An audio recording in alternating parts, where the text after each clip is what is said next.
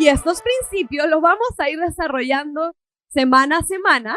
Cada domingo vamos a profundizar un poquito más en cada uno de ellos para poder convertirnos en personas que seamos buenos administradores de las cosas que tenemos en nuestras manos. Y es precisamente de lo que vamos a hablar el día de hoy. Vamos a ahondar un poco en el primer principio, que era establecer un presupuesto, y esto está muy relacionado con ser buenos administradores. Así que dile a la persona que está a tu lado, tienes que ser un buen administrador. Eso es muy importante. La semana pasada aprendíamos, yo vi algunos esposos que le decían, ves, tienes que ser un buen administrador. Pero ahorita vamos a ver. La semana pasada aprendíamos que Dios nos ha llamado para vivir en libertad, que Dios quiere que podamos ser libres del pecado, de las consecuencias que el pecado ha traído a nuestras vidas. Y para que esto suceda, yo creo que nuestra vida debe regirse, debe dirigirse por principios y por valores que sean distintos a los que gobiernan este mundo. Cuando Jesús vino a la tierra, cuando comenzó su ministerio aquí hace muchos años, Él dejó claro que Él había venido a establecer y que Él representaba un reino que era totalmente diferente a todos los reinos que se habían visto hasta ese momento. Por eso es que Él dijo en Mateo capítulo 4, versículo 17, lo que vamos a leer. Dice, a partir de entonces, Jesús comenzó a predicar. Arrepiéntanse de sus pecados y vuelvan a Dios, porque el reino del cielo está cerca.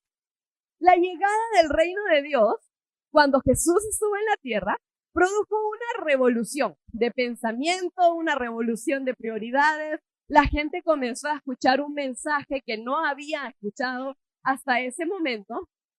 Y algo que le dice Jesús a la gente es tiempo de arrepentirse de sus pecados y de volver a Dios, porque su reino, el reino que Él había venido a establecer, había llegado. Y creo que es el mismo mensaje que sigue siendo vigente para cada uno de nosotros.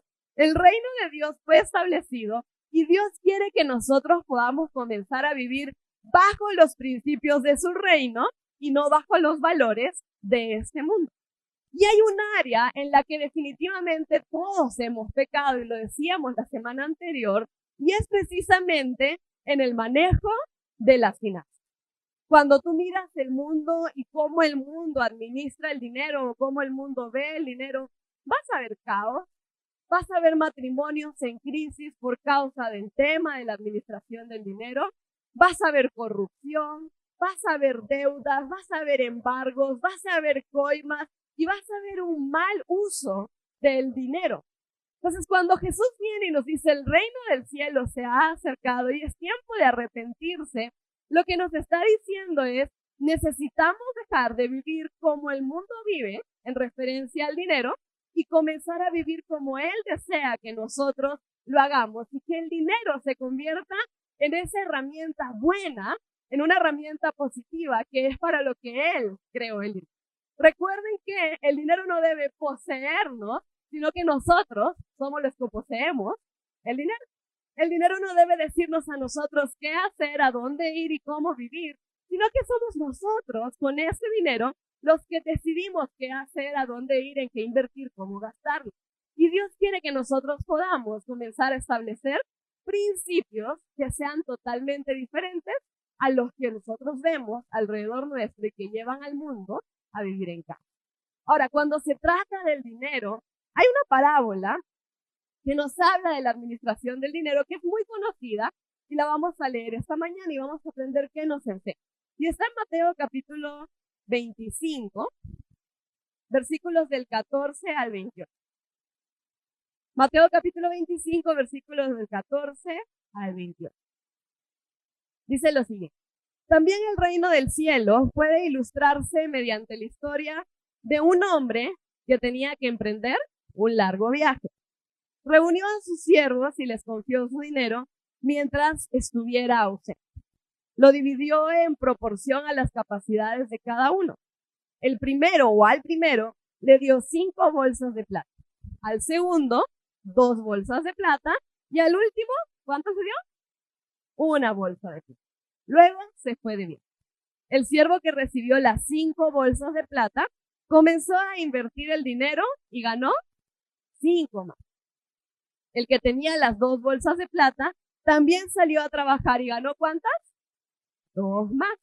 Pero el siervo que recibió una sola bolsa de plata cavó un hoyo en la tierra y allí escondió el dinero de su amo. Después de mucho tiempo, el amo regresó de su viaje y los llamó para que rindieran cuentas de cómo habían usado su dinero. Presten atención a esa frase. La rendición de cuentas, ¿para qué era? Para saber cómo habían usado el dinero. Ahora dice, el siervo al cual le había confiado las 5 bolsas de plata se presentó con 5 más y dijo, amo, usted me dio 5 bolsas de plata para invertir y he ganado 5 más. El amo lo llenó de elogios. Bien hecho, mi buen siervo fiel. Has sido fiel en administrar esa pequeña cantidad, así que ahora te daré muchas más responsabilidades. Ven a celebrar conmigo.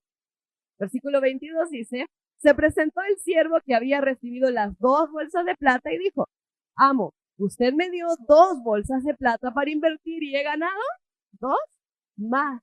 Y el amo dijo, bien hecho, mi buen siervo fiel. Has sido fiel en administrar esta pequeña cantidad, así que ahora te daré muchas más responsabilidades. Ven a celebrar conmigo. Por último, dice el versículo 24, se presentó el siervo que tenía una sola bolsa de plata y dijo, amo, yo sabía que usted era un hombre severo, que cosecha lo que no sembró y recoge las cosechas que no cultivó. Tenía miedo de perder su dinero, así que lo escondí en la tierra. Mire, aquí está su dinero de vuelta. Pero el amo le respondió, siervo, ¿qué cosa le llama?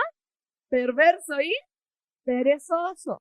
Si sabías que cosechaba lo que no sembré y recogía lo que no cultivé, ¿por qué no depositaste mi dinero en el banco? Al menos hubiera podido obtener algún interés de él. Entonces ordenó, quítenle el dinero a ese siervo y dénselo al que tiene 10 bolsas de plata. A los que usan bien lo que se les da, se les dará aún más y tendrán en abundancia. Pero a los que no hacen nada, se les quitará aún lo poco que tienen.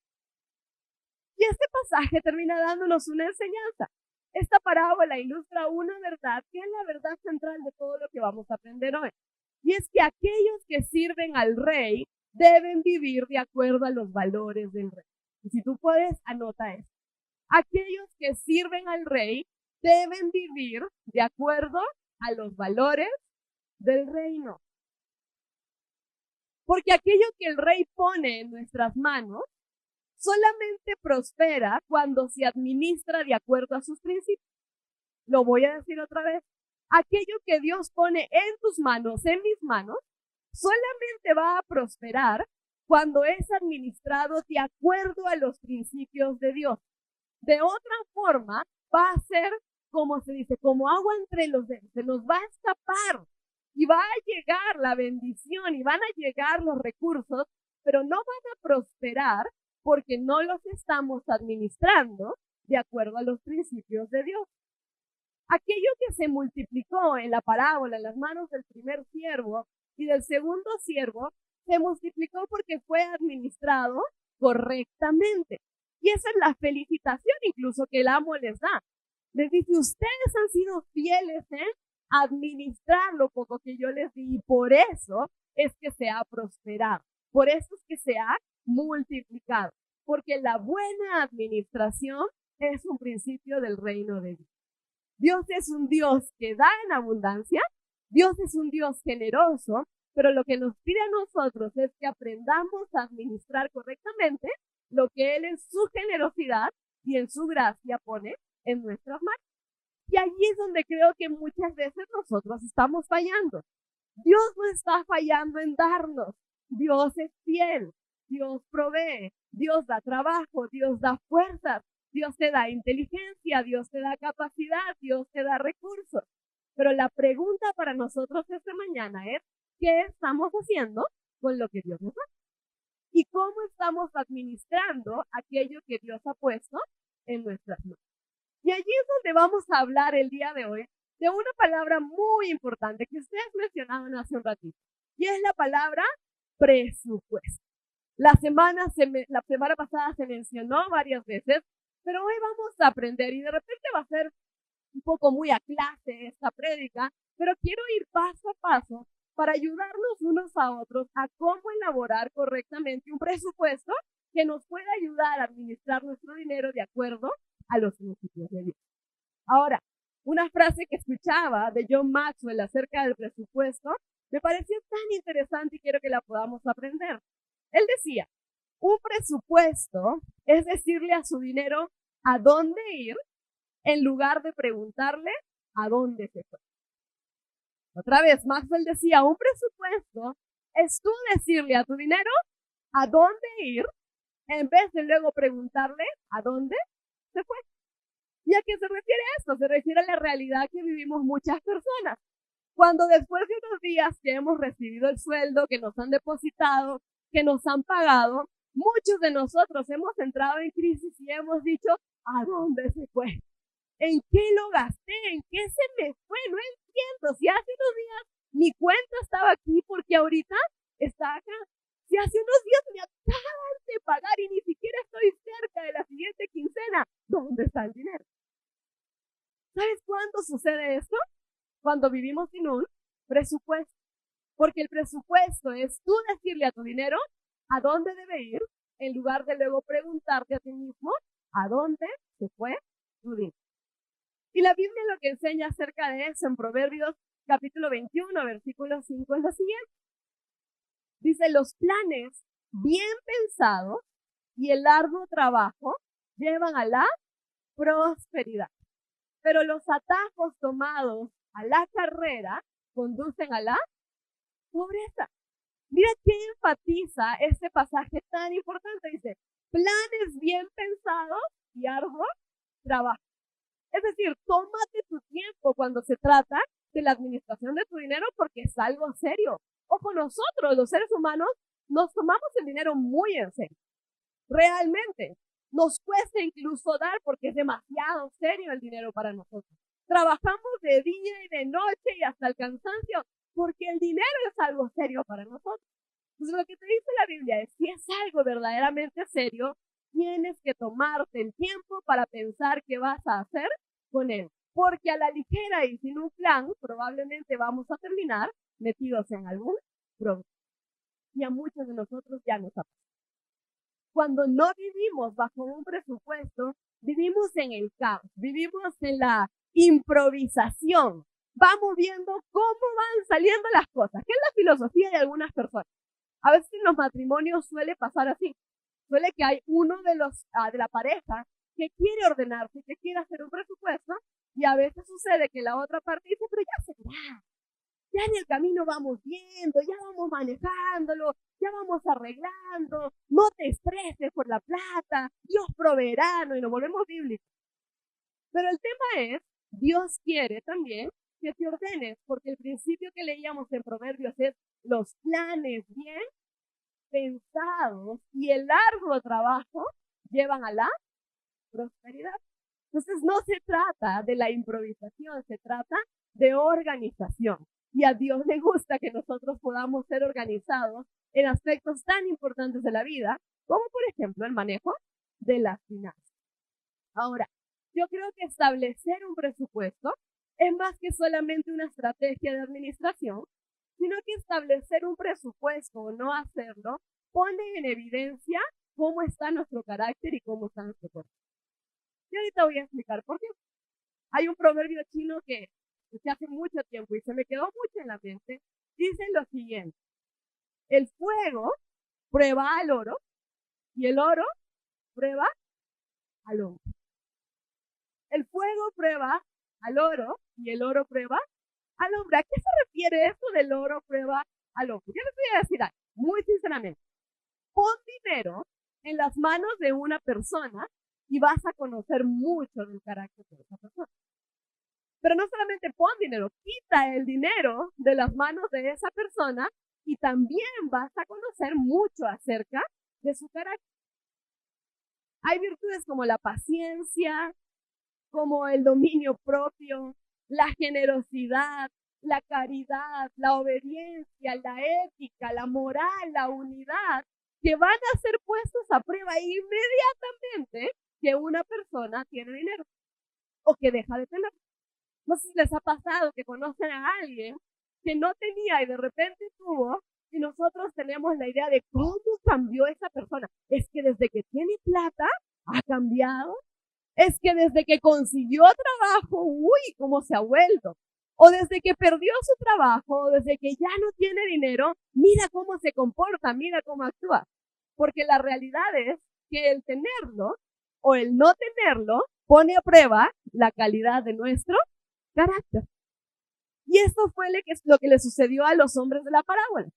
Cuando el hombre, el amo, les da dinero a sus siervos, comenzó a conocer el carácter y el corazón de los tres. Dos de ellos eran diligentes, eran trabajadores, pero uno de ellos era perezoso.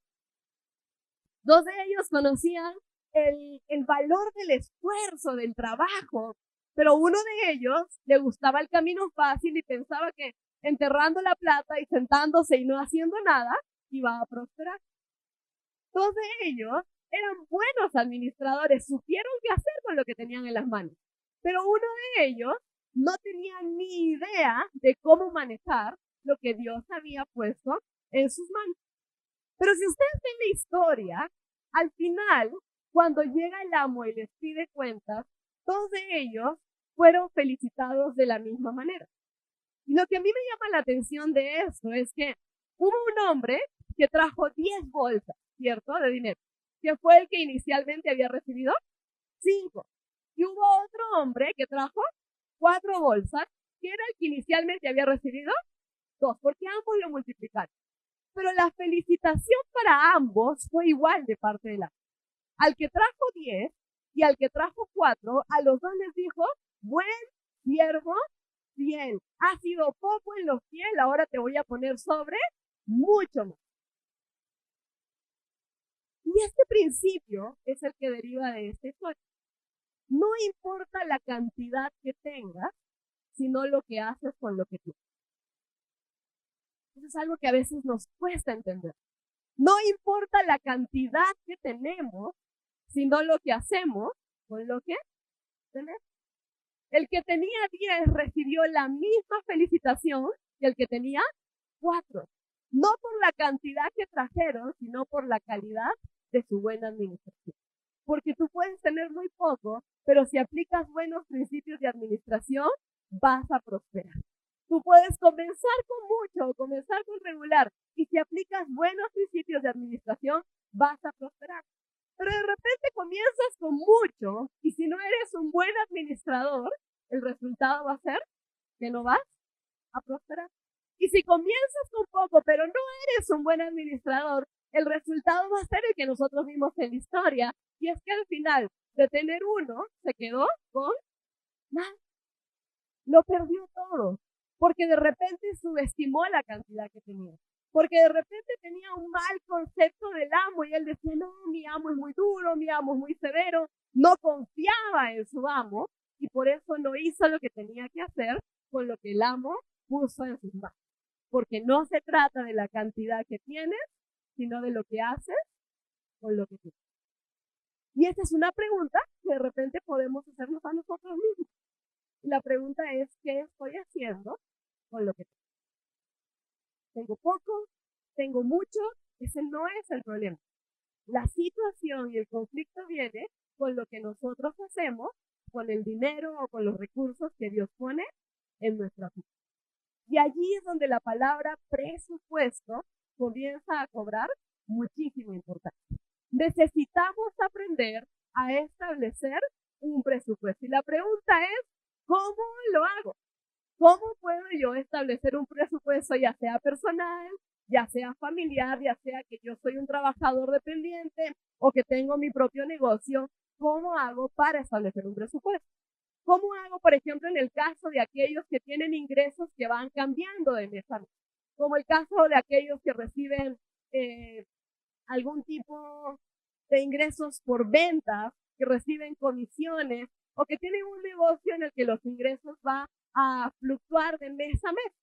Y lo que se hace, y les doy este consejo antes de ir al presupuesto mismo, es hacer un estimado basado en los meses anteriores que tú has vivido. Eso va para aquellos cuyos ingresos son cambiantes, son constantemente cambiantes. Entonces, ¿qué hacemos? Vemos los meses anteriores. Veo mis 2, mis 3, mis 4, 5 meses anteriores. Por eso hace un rato decíamos, toma tiempo. Es planificación, es sentarse y conversar. No es me voy de aquí, voy y me siento con mi esposa y le digo, hagamos un presupuesto, sí o sí, ahora mismo. No, porque va a tomar sus cálculos, va a tomar pensar o tomarle o darle tiempo, perdón, a esto para que pueda resultar bien. Entonces, si tú tienes ingresos que son cambiantes, comienza evaluando cómo han sido tus ingresos en los meses anteriores. Y eso te va a dar un estimado de más o menos cómo se mueve tu economía, cómo cambia tu economía, para que luego sí puedas establecer tu presupuesto. Y para los que tenemos un ingreso fijo, un ingreso que no es cambiante, es relativamente más sencillo. ¿Por qué? Porque sabemos cada mes sí o sí lo que va a ingresar y sabemos también lo que vamos a gastar. Así que vamos a responder a la pregunta, ¿cómo hacer un presupuesto? Yo les voy a dar 3 principios nada más, o 3 ideas claves para cómo desarrollar un presupuesto y ser buenos administradores. El primer principio o el primer consejo es, haz o haga un presupuesto en familia. Ahorita voy a explicar de qué se trata esto. Pero haga un presupuesto en familia.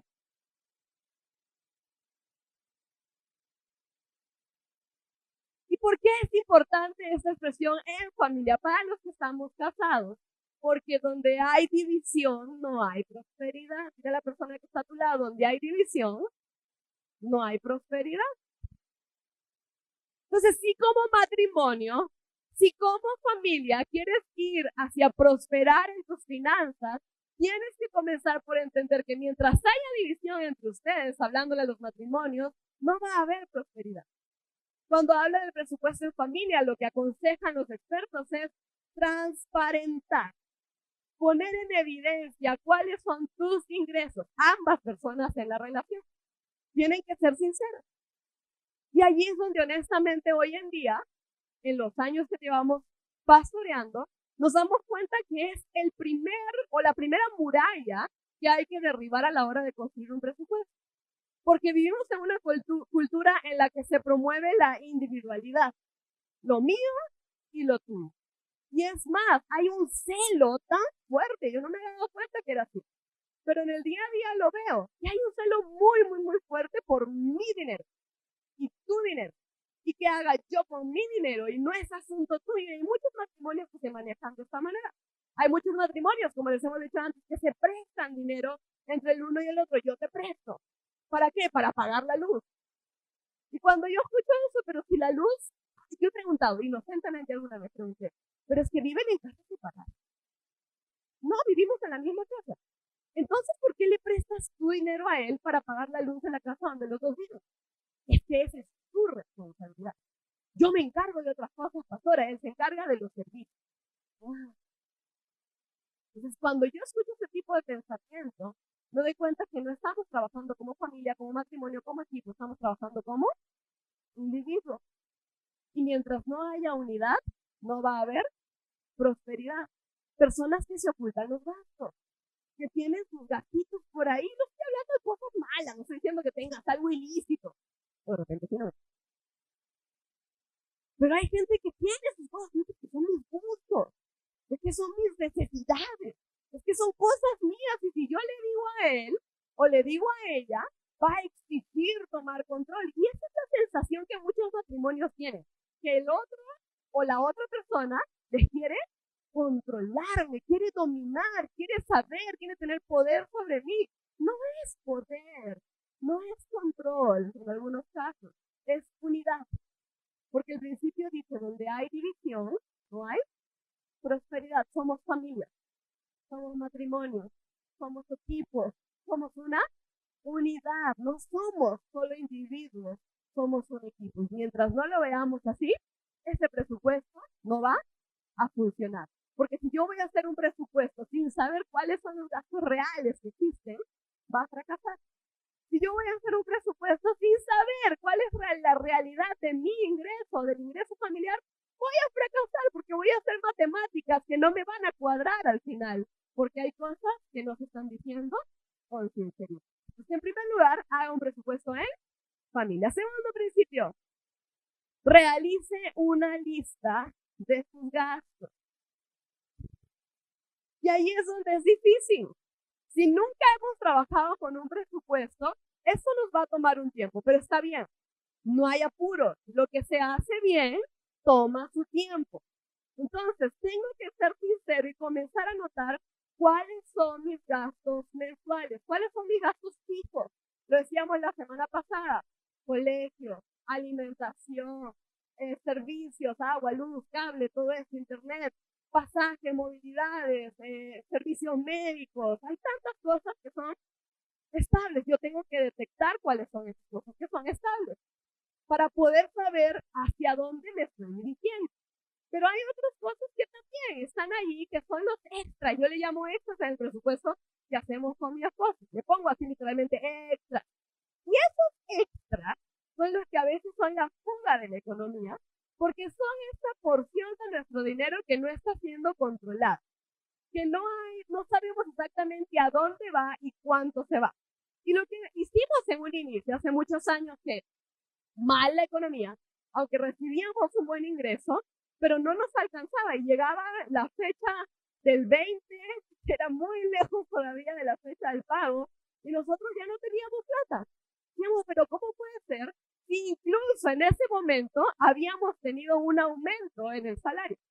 Decíamos, ¿cómo es posible que hace unos meses nos alcanzaba, pero ahora que nos aumentaron el ingreso, ya no nos alcanza? Y estamos 10, 12 días antes de que venga la siguiente mensualidad, ahorcados y sin saber qué hacer. Y tuvimos que comenzar a anotar. Agarrábamos nuestro celular o algo a la mano y anotábamos todos los gastos que hacíamos. La salchipapa. Bueno, nos dimos cuenta al final, en resumidas cuentas, que casi todo se iba en comida. Pero en fin, no fue nuestro caso. ¿Qué me compré esto? ¿Qué me tomé aquí? ¿Qué me comí allá? 90% de nuestro extra era algún tipo de restaurante. Entonces dijimos, no puede ser, porque estamos gastando dinero en una manera excesiva y cuando llega la hora de pagar otras cosas que sí eran más necesarias, ya no teníamos para poder hacer. Entonces tienes que detectar cuáles son tus gastos y eso toma tiempo. Toma ser muy consciente, muy intencional y comenzar a escribir, porque la mente es frágil. Te vas a olvidar, dices, ya, después lo anoto, mañana se te olvidó. Y no sabes, haces una lista de gastos y dices, pero me falta dinero. ¿Cuánto les ha pasado que les ha faltado dinero? Y me dice, pero ¿dónde se fue? ¿Dónde está? Anótalo, porque la mente es frágil. Y aquí es donde quiero mostrarles un modelo, un esquema de presupuesto que de repente les puede servir. Es algo muy general, pero que puede ayudarnos para poder organizar nuestras finanzas. Comenzamos por la parte de los ingresos. Siempre se comienza por los ingresos, por una cuestión de orden y porque si comienzas por los egresos, te asustas. Entonces comienza por los ingresos. Salarios, que son los ingresos estables, los sueldos, hay que anotarlos allí, lo que recibes tal cual. Porque hay personas que ni siquiera saben cuánto es lo que les descuentan en planilla. Pero ¿cuánto es que tú recibes? No sé. Entonces tienes que saber, tienes que estar al pendiente de tu depósito mensual para que sepas cuánto es lo que te está ingresando. En el caso de que tengas ahorros, inversiones, cosas que te producen algún tipo de interés, anótalo también, pero solamente si son constantes. A la hora de hacer un presupuesto, por ejemplo, yo no anoto en mi presupuesto anual, o no considero en mi presupuesto anual la gratificación de julio y la de diciembre, porque eso no sucede todos los meses. Entonces yo no puedo sumar esa gratificación a mis ingresos para hacer el presupuesto anual. ¿Sí me entienden esa idea? Tienen que ser los ingresos constantes. Y otros ingresos, si sabes que son muy probables, por ejemplo, no sé, un alquiler. Tienes una habitación, un departamento, una casa que alquilas y sabes que ese es un ingreso que va a ser constante. Una vez que has hecho eso, ¿qué haces? Lo sumas y lo escribes. el total de los ingresos presupuestados. Hasta ahí está. Ahora, una vez que tienes este monto, vamos a la parte que es menos agradable, que es a la siguiente imagen, y vamos a ir a los gastos. Esta es la parte en la que más detalle nosotros tenemos que considerar. Vamos a ver diezmos y ofrendas. ¿Cuántos dicen amén? Ay, mírenlo si están ahí. Primerito en la lista, porque primero es lo primero. Si no pones prioridades, que es lo que vamos a hablar al final, tu presupuesto no va a funcionar. Impuestos, por ejemplo, ¿cuántos le dicen amén a los impuestos? Muy bien. La Biblia enseña, por si acaso, vamos a hablar después de esto, pero la Biblia sí enseña de ser correctos en el pago de nuestros impuestos. A Dios lo que es de Dios y a César lo que es de y mucho más. Entonces hay gente que no le gusta y ojo, eso es contraproducente para tu propia administración, porque hay muchos cristianos evadiendo impuestos, hay muchos cristianos maquillando estados contables, hay muchos cristianos haciendo lo incorrecto ante la ley y luego pidiendo la bendición de Dios. Y hermano querido, hermana querida, no funciona así. Entonces, considera. Siguiente, dinero disponible para gastos propios. Ahí viene. Vivienda, si pagas un alquiler, servicios, alimentación, artículos del hogar, las cosas fijas, el vestido, si hay cosas o gastos de ropa que son estables, hazlo. Transporte, una ciudad como Lima, sería un pecado no considerar en tu presupuesto lo que gastas en transporte, porque todos los días tenemos que movilizarnos distancias a veces enormes y eso cuesta. Seguro, si pagas algún seguro médico, que el seguro oncológico, el seguro de vida, ojo, ahí también yo sé a favor de los seguros, ojo, pero estoy en contra de la ansiedad. ¿Por qué? Porque hay personas que tienen seguro médico, seguro oncológico, seguro de vida, seguro de muerte, seguro de todo. Y tienen 5, 6, 7 seguros, y cuando sumas eso, son 800, 1000, 1200, 1500 soles mensuales en seguros. Y alguna vez a alguien yo le decía, ya, pero este seguro te cubre todo lo demás, sí, pero es que si fallara, porque acaso tengo el otro. Entonces, en una situación económica en la que tú estás tratando de hacer ajustes para mejorar y para crecer, quédate con uno o con dos, a lo mucho, pero si eres de las personas que tienen 4, 5, 6 seguros, por si acaso ocurre algo, lleva esa ansiedad a los pies de Dios, recorta un poquito de tu presupuesto y comienza a avanzar. ¿Qué habla? Ahorro, inversión, hay porcentajes. Hay un estudio que enseña que de los ingresos totales debes separar 10% de tu diezmo, 10% para el ahorro y vivir con el 80% restante. Ahora, eso a muchos les va a sonar alocado, de repente demasiado. Pero si no puedes con esa totalidad o con ese porcentaje, inicia con algo, pero ahorra, porque el ahorro es el recurso que tenemos para las emergencias. Y las emergencias llegan cuando uno menos se lo espera. ¿Qué más dice? Pago de deudas. Ojalá no las tuviéramos, pero si las tenemos, hay que considerarlas. Perdón que hago un paréntesis ahí otra vez. Pero eso de no voy a pagar y no voy a pagar y no voy a pagar y no voy a pagar hasta que el banco se canse y hay unos mecanismos legales por allí para aplicar y que pasan tantos años y al final ya no me cobran. Hermanos, eso tampoco es correcto. Si tú asumiste una deuda como adulto consciente y responsable, como adulto consciente y responsable y cristiano, le añado yo, aprende a pagar tú. Entonces, considéralo en tu presupuesto. ¿Qué más dice? Ayuda, entretenimiento, ayuda a los necesitados y gastos. Va. Eso nos puede servir como un modelo, que en cada etapa va a variar. Van a haber etapas en que mi economía no va a estar para asumir el rubro que se llama entretenimiento. Entonces, en unidad, como familia, porque somos un equipo, vamos a decir, este mes no hay cine, este mes no hay salida al parque de las leyendas, o sea, estoy inventando algo, este mes no hay esto, no hay lo otro, porque tenemos que ajustar el presupuesto. Entonces, hay rubros ahí que pueden entrar y pueden salir, pero hay otros que definitivamente tienen que estar constantemente. Entonces, les dejo esto como una idea, puede servirles para ayudarse a organizar. Ahora, El tercer principio, y que va a ir de la mano con este presupuesto, es establece prioridades en tus necesidades. Y con eso vamos a ir terminando. Establece prioridades en tus necesidades, porque allí es donde nos cuesta elaborar el presupuesto.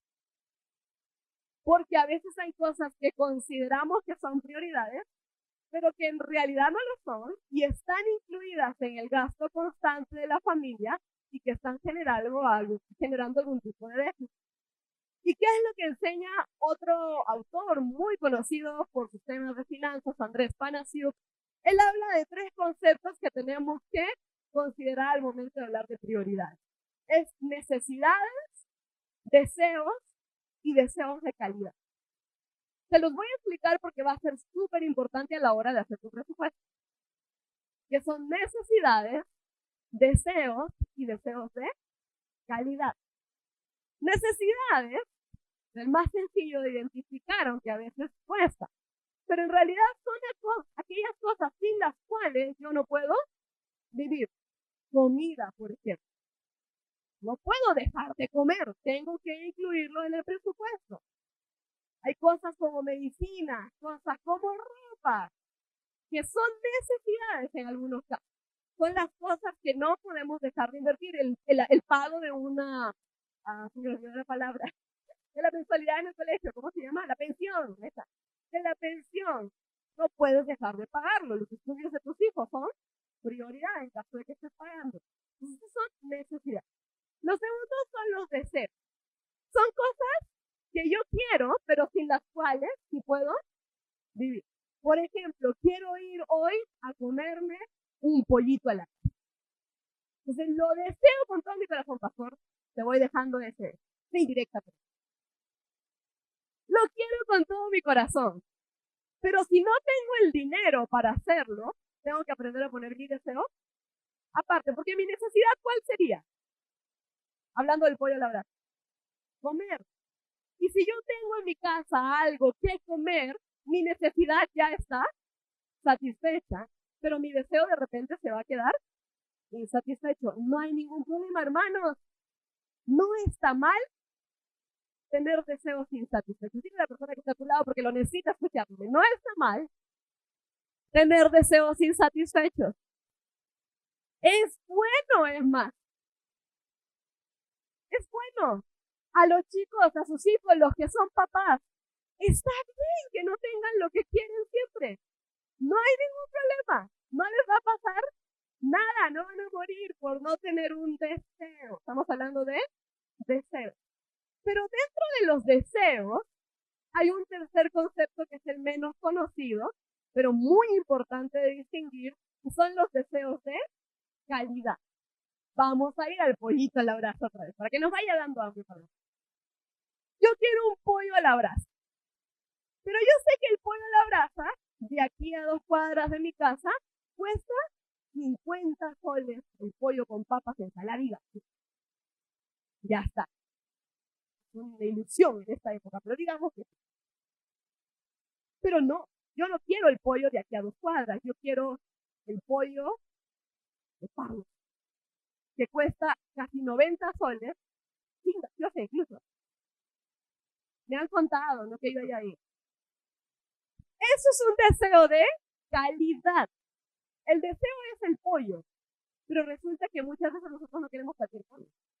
Queremos ese pollo. ¿Van entendiendo la idea? En deseos de calidad se nos va mucho del dinero. Yo necesito una zapatilla. Bien. Deseo unas zapatillas blancas. Bacán, no hay ningún problema, es tu deseo. Pero no deseo cualquier zapatilla blanca. Quiero una zapatilla Nike. Quiero una zapatilla Adidas. Y ahí es donde muchos padres, y ustedes no saben, no me dejan mentir, entran en conflicto con los hijos, ¿sabes? Porque los chicos dicen, quiero zapatillas, y papá y mamá dicen, ya, tengo 100 soles para las zapatillas, pero es que 100 soles no me alcanza.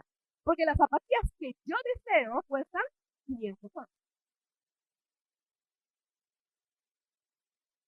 Deseos de calidad. Allí se nos va la plata. Quiero ropa, cómprate ropa, pero es que no quiero cualquier ropa.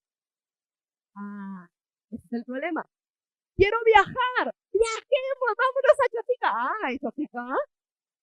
No, Chosica no, o sea, aunque sea Colombia, no sé. Aunque sea, dicen los chicos. Oye, a mí me pasa eso con los viajes de promoción en el colegio. Yo les digo, ¿a dónde se van, chicos de viaje? Siempre les pregunto las promociones. Ay, mis, aquí nomás. ¿A dónde, pues? Se estaban yendo a Cartagena. Y yo digo, pues yo me fui a Huaraz en mi viaje de promoción. O sea, y te hablan de Cartagena, te hablan de Varadero, te hablan de Punta Cana, como que, ay, no, pues, ¿no?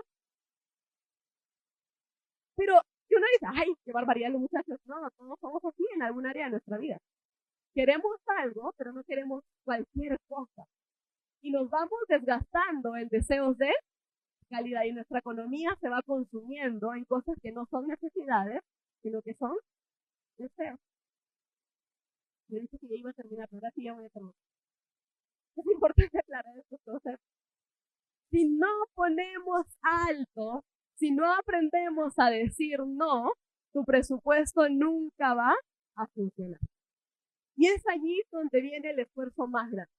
Nosotros elaboramos un presupuesto, mi mamá me regaló una billeterita roja, la famosa billeterita roja, en la que hay sobrecitos, no es una billetera cualquiera, es una billetera de sobres. Y me dijo, organízate, ahí anota tus cosas por aquí, por allá. Y yo agarré bien obediente y comencé a hacerlo.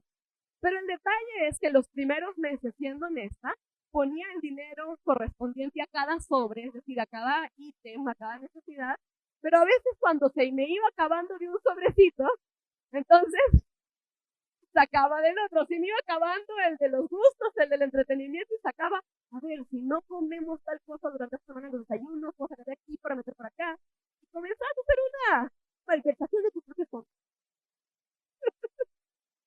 que no funcionaba. Entonces, la primera etapa es, haz tu presupuesto, pero la segunda etapa es, ciñete al presupuesto, apréndete a decir que no, porque si no te sabes decir que no, vas a incurrir en el siguiente pecado, porque vamos a hablar la siguiente semana, que son las deudas. Porque cuando yo no me puedo decir que no a mí misma y veo mi presupuesto que ya lo hice y no me alcanza, voy a tener la tentación de decir, lo saco en cuotas, porque lo quiero ya, lo quiero ahora.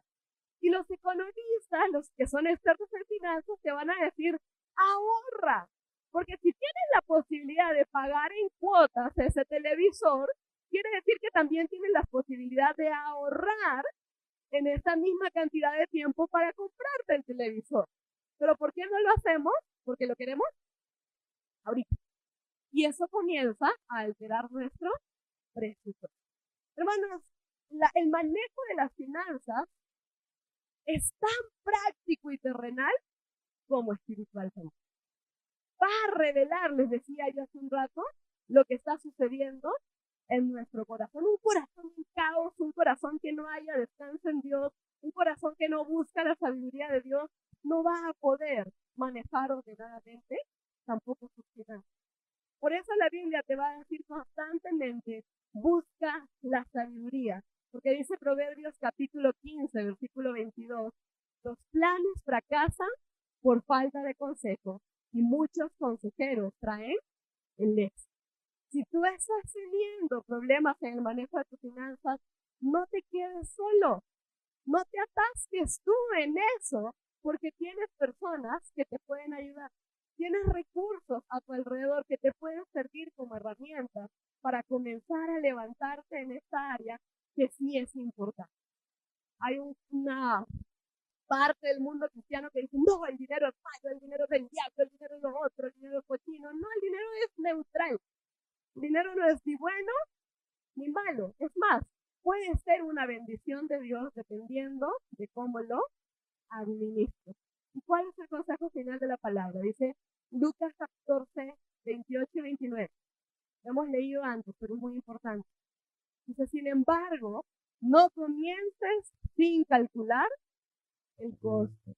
Pues ¿quién comenzaría a construir un edificio sin primero calcular el costo para ver si hay suficiente dinero y terminarlo? De no ser así, tal vez termines solamente los cimientos antes de quedarte sin dinero y entonces todos se reirán de ti. Y si hay alguien que disfruta de vernos arruinarnos en nuestras finanzas, es el enemigo. Es el que maneja el dinero bajo sus términos en este mundo. Porque recuerden, Él es el príncipe de este mundo. Él es quien gobierna en este mundo hasta que Cristo venga. Y Él ha hecho de las finanzas un tema de controversia, un tema de corrupción, ha utilizado el dinero para llevar a matrimonios al divorcio incluso, ha utilizado el dinero para cosas ilícitas, para quitarte la paz en el corazón porque vives pensando si vas a poder pagar y cómo voy a hacer con los gastos y no duermes bien y no puedes diezmar y no puedes estar tranquilo porque el dinero te está gobernando, porque el príncipe de este mundo utiliza el dinero para gobernar nuestras vidas. Pero el Dios que nosotros tenemos utiliza el dinero para propósitos mejores, para bendecir tu familia, para darte educación, para darte salud, para darte calma, para darte paz, para traer bendición, para que tú bendigas a otros, porque es más bienaventurado dar que recibir. Esos son los principios del reino de Dios. Y la pregunta es, ¿bajo cuáles principios y valores vamos a administrar nuestro dinero? ¿Bajo los valores de este mundo o bajo los principios y los valores del reino de Dios? Y un principio y un valor del reino de Dios es la buena administración. Muchas gracias por haber escuchado este mensaje. Estoy seguro de que Dios ha hablado a tu vida y si quieres conocer más de Él y de nuestra iglesia, puedes buscarnos en nuestras redes sociales como ICFE. Estaremos felices de estar en contacto contigo. Que Dios te bendiga.